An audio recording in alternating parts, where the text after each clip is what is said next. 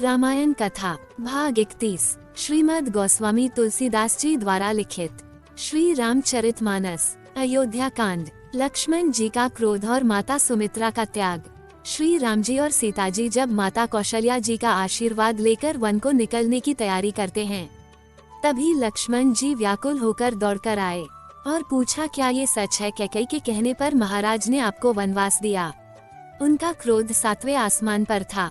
बुद्धि विवेक छोड़कर अन्याय का बदला लेने को आतुर थी। लक्ष्मण जी के पैर जमीन पर नहीं ठहर रहे थे। श्री राम जी ने बड़ी कोमलता से उन्हें संभाला और कहा, वो हमारी माता है। माता के विषय में ऐसे अपशब्द कैसे बोल सकते हो तात? लक्ष्मण जी ने बोला, भैया तो पिताश्री ने आपको इतना कठोर दंड किस कारण दिया? आपने ऐसा क्या कर्म किया कि आपको कंकर कांटे में चलने पर मजबूर कर दिया? श्री राम जी ने लक्ष्मण जी को शांत करते हुए समझाया, सुनो तात, जानते हो वीर पुरुष किस संकट में फंसा है? उनका संकट धर्म है। एक सत्यवादी राजा का धर्म है कि महाराज होने के नाते उन्होंने किसी को मनवांछित वरदान देने का वचन दिया। जो मांगे वो दूंगा, और वचन मांगने वाले ने जो मांगा उससे राजा को अपने सबसे प्यारे पुत्र का बलिदान करना पड़ रहा है।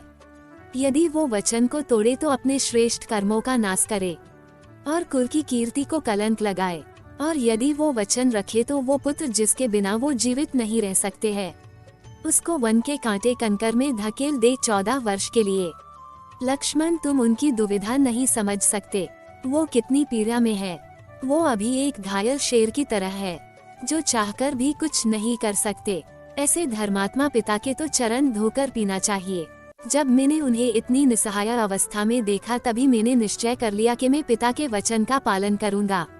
ऐसे पिता तो नसीब से मिलते हैं, परंतु किसी का पिता दुराचारी भी हो, चाहे संसार उसका त्याग भी करे, तो भी पुत्र का धर्म होता है कि वो अपने पिता को भगवान की तरह पूजे, क्योंकि पिता मनुष्य का प्राण दाता होता है।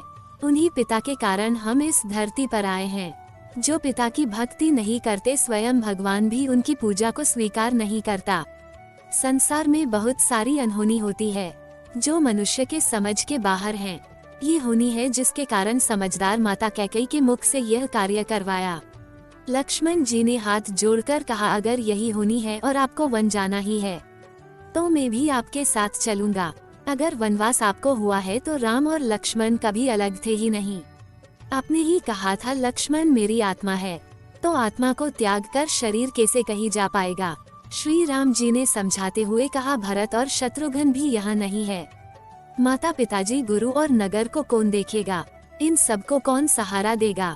लक्ष्मण जी ने हाथ जोड़कर कहा, भैया मेरे तो माता पिता, गुरु और सगे स्नेही केवल आप ही हैं। मेरा तो धर्म भी आप और कर्म भी आप। मेरी गति सदगति सभी आप ही में निहित है।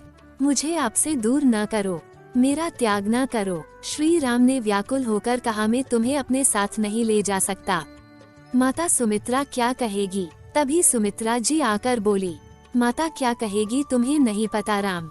लक्ष्मण जी ने माता के चरणों को प्रणाम करके कहा, माता मुझे वन जाने से न रोकना। माता स्नेह से बोली, वन या नगर से तुम्हें क्या लेना देना? अगर राम और सीता वन जाते हैं तो लक्ष्मण का अयोध्या में क्या कार्य? लक्ष्मण जी हरखते हुए बोले, मुझे आप पर गर्व है माता। सुमित्रा जी बोली, पर मुझे तुम पर गर्व तब होगा जब वनवास पूरा करके तुम लौटो। तब मैं ये सुनूं कि तुमने अपने भैया और भाभी की सेवा में कोई त्रुटि नहीं की।